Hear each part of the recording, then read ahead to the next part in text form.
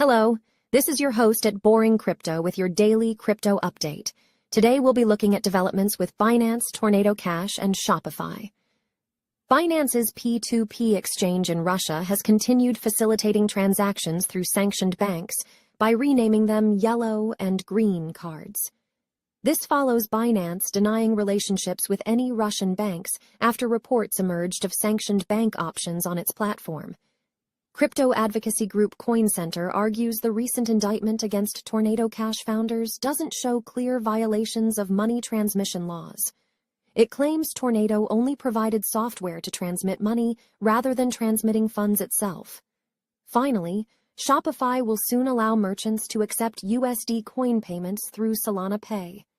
This could enable wider stablecoin adoption given Shopify's significant e-commerce presence. Please like and subscribe for your daily dose of boring crypto updates.